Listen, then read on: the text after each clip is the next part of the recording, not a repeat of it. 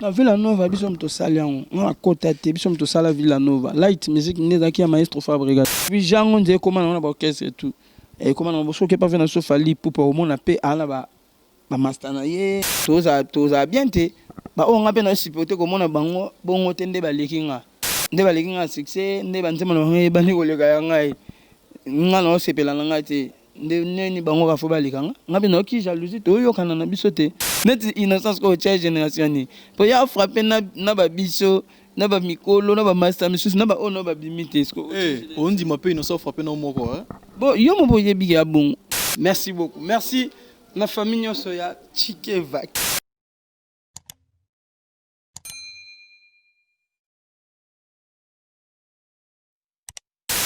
Voilà, quand on est dans le TVA radio, mukolo TV comme radio, on a la panzon, on a encore mususu, makati suki na kati mandef nomi, musali na nzambe longo bani na ba Mose Bobo Konde na ba Francis Dabous na église. Sans plus tarder quand on est sarabino, ceux qui n'ont pas s'abonner na site n'aiment soit Erli Chikeva te.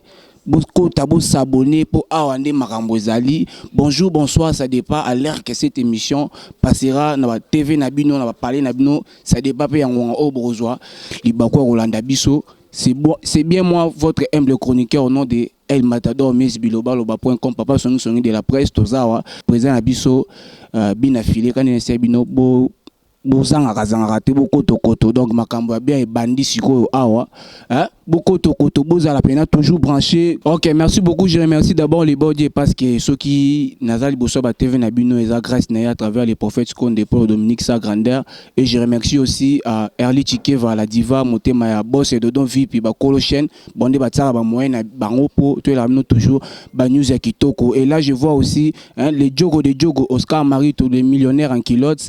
Je salue d'abord l'artiste. Bonjour. Bonjour. Bonne santé artiste. Ouais, qui m'a Nzambe. Covid-19 sinon il est qui on nengenin. Ouais, les gars on mi batela.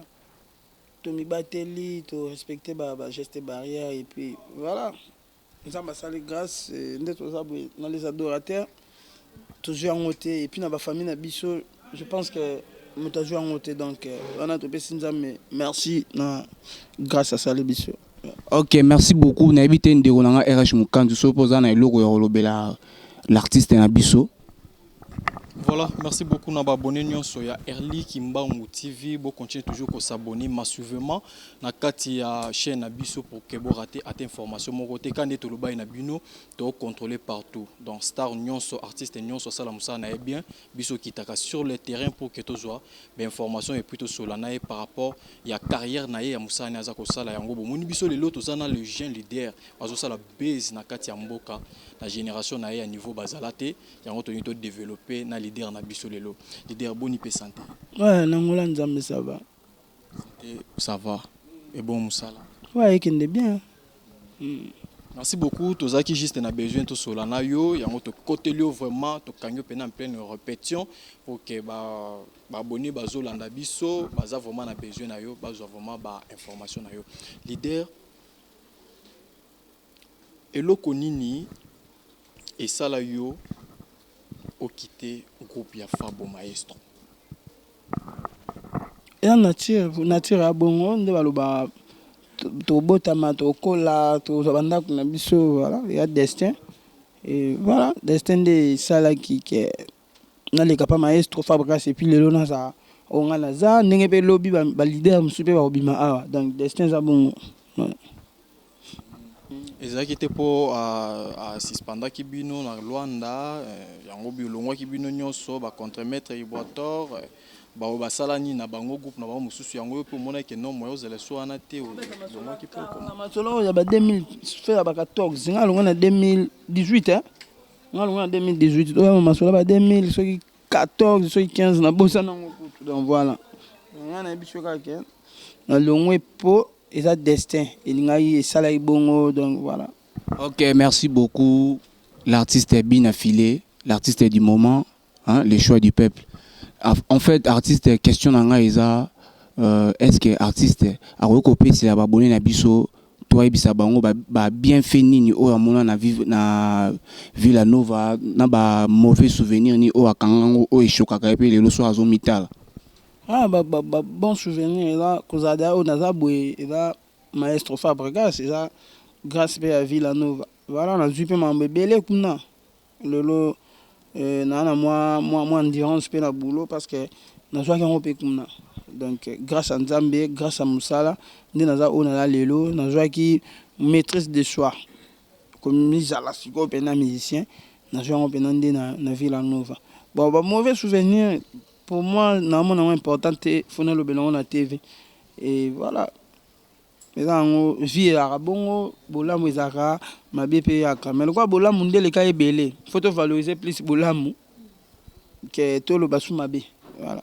Si ils ont vraiment bon tu es artiste na biso alingara vraiment polémique te azaka déjà na tout droit alingara vraiment polémique te pas nezande musala donc bino kuna polémique biloba loba bozwa yango en fait artiste sikoyo na Villanova nzembo ndesi nini oya kina comme test et c'est pesa mo ba bona biso ba yeba Ah non ba sou te kala ou mais la Villanova c'est 7 ans. D'ailleurs na kala no ba sou te mais je pense que banze mon biso nyo sokuna ezaki bien. Surtout album alboso mais so Fabregas sala ki amour ezaki bien. Mais ko yeba ganze mon sala test. Siko no yeba ngo pena sou te kala fort. Mais na kati ya ya Villanova plutôt au yemba au tir combien de vocaux est-ce que déjà ça déjà mon chanson mon copine na kati ya Villanova on a été ngana que yo ndefo informer bat mais no tout nanga subu na comprendre te yo ebite ke ngana chance mokuna bon tout ni parce que ça ba misusu oyo bazwa no libaku ya Rolanda te bazana besoin vraiment ba yo kango epa na yo moko non bato na ebite so na répondre nene en fait bino bo ben informateur bino faut bo ben information bo informer bato ba tala biso ngana lobela ngo so ne bino bo zana pona cha biso poa ko promouvoir biso mambo biso salaki so bato so ba ebite bino bo lobela ngo na place biso moto mi chaka ngande boy ya pena propre minute. Ok, merci beaucoup. N'habitez ndeko RH aux en moins question autour na. Voilà comme d'hab question zangate toujours leader et le connu pour ça yo pour intégrer groupe Villanova Fabregas. Est-ce que zala qui influence ya moto moko boye ou bien bano sepelaka na star moko na kati ya groupe bano ko yemba bien yango esala ki ko intégrer groupe ou bien ezani na Villanova biso mto saliango na kota te biso mto sala Villanova light music nezaki ya Maestro Fabregas na kota depuis sera light music na 2013 na 2016 neto yo sala sko Villanova biso tourna Maestro Fabregas ba Materazzi ba Seda Capo ba acoustique dizamati ba Thierry Migler neto sala Villanova siko donc ngana envia ki mutu te na Villanova po Villanova biso mto bandango biso mto to saliango mais ko kota light music na yeba ki dia Maestro c'est un ami to beti dans ba orchestre ba quartier mais tant nzamba pambolier a pesier comment pouvoir wana ya encadrer batou et na mona ke fona mikita na travailler pas na yepe pour grâce na yepe ngape na kokoma mutu donc na boye ko chama peka aza master na ngai te na pesa ke ba respect na ye et ba respect wana na pesa ke yango pesa li lelo ngape na za ngape na za ngape on travailler pe na ba master na nga na travailler na ba vie na nga na travailler na ba petit na nga donc la vie c'est comme ça et puis jango ndé comment on a ba orchestre et tout et comment on bosse que pas faire na sofali pour au monde na pe ala ba master na ye donc jango et comment on bon voilà. Merci à toi Olga Mpassi, la fille à catalogue la naturelle depuis Paris, maman Farel Gigel ainsi que Christine Chanel quand est Toloba Nabino to contrôler tout ça la musala les autres artistes Nabiso Olinga est très fort, je sais que c'est pedi na émission ya lelo ndengo moni elisusu star tant aux alaki na kati ya groupe Villanova et lelo aux indépendants aux dépendre na carrière na yo moko aux se sentir ndenge nini ozomona pena que comme responsable na comme papa na bana ebele bien ozomona ngo charge pour na yo non na comme yango te na comme ganda depuis na Villanova biso na Villanova toilette d'aba yaya na Villanova ozaki déjà na tâche au bana voilà nazaki déjà yaya nazaki na baleki o bakoti na sima na biso et tozaki na ba makambo susu mais Maestro Fabregas azate mais biso to beta concert. Moi tâche moko ndeti ya responsabilité mo na kati ya Villanova. La responsable yango na ko la responsable ça il faut pas payer ce titre. Que la responsable a d'abord conscience. Oye ba game musana nga yango na telemara awa. Herbe il faut na ça musana nga bien parce que goza appel chef. soza faible na musala ki chef na yo et monana te. On peut par exemple mon héritier Watanabe depuis azanga na wenge musique à maison mais ti alongwa atika lo za chef te mais ngano tu ebi choisi aki ndeni tu ebi kala responsable ande ko peser azaki na mot à dire. Voilà, bite zaki te to za ba chef, bite zaki to za conscient, to sa musala, o za la conscience, o za da responsable, o ba ko encadrer pe ba lekio ba ya na sima na biso. Donc wana déjà musala de to banda ki ango déjà. Que le leader azate, leader ana poto ba photo répéter hein. Au municipal moi quelque chose, bolu instrument, moninga msupe mso misi groupe, ba check carburant. Lobby pe moninga mso ko bimisa mbongo bokebe mission lobby po bimisa le baninga donc wana déjà na fila nova tellement toilette dans na bolingo biso tout toilette déjà hein na moi bagage wana ya ko encadrer déjà te que loko na bandi après na ba famille pe to encadrer déjà bato ngati no beta na fila nova na zadia na ndaku na bana na bande ko encadrer déjà bango donc encadrement na okuna na mutema mnene na okuna na meme na musique donc ngapa nga eloko sikate na bandi. Merci beaucoup. Ok, merci beaucoup, Balobi. Bien affilié des artistes du moment et des Makambu full boss depuis Villanova. En fait, artiste, moi, question et dérangera vraiment. Comment on a bien affilié à Longwe, Villanova, à Esco, à Yobanda carrière, Chambois qui est le bosso, mon choix. Chambois et Pata qui est Betty. Mais après ça, tout le monde a sous compliqué. Et on dirait, il y a les bosseurs, il y a les bosseurs, qui maquillent, mais il y a tout, il y a compliqué. Bien affilé, bien fandi, ça qui, mélodie fandi, musique fandi, et puis, voix pesée, qui est par rapport à mon choix. Selon dengue, va venir à bien de bazar, va pas savoir, va conseiller, tant au bêta qui boit, on a mon conseil, à qui?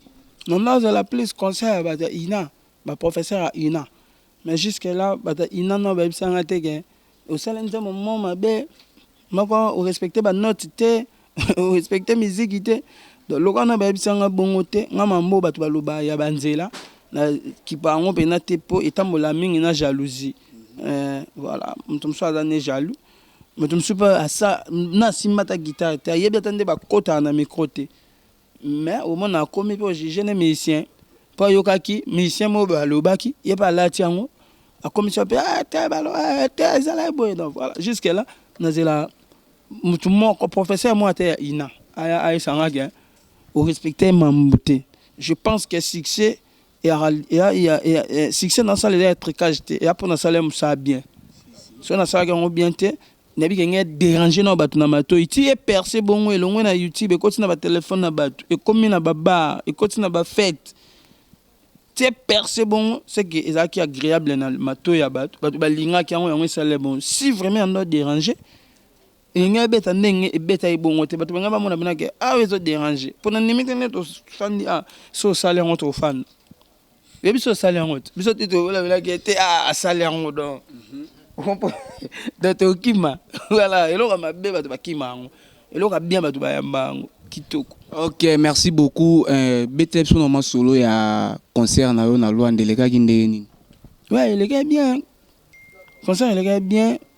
Nzamba sala grâce batu bayaki, ba sepeli, ba bini, ba yembi, voilà.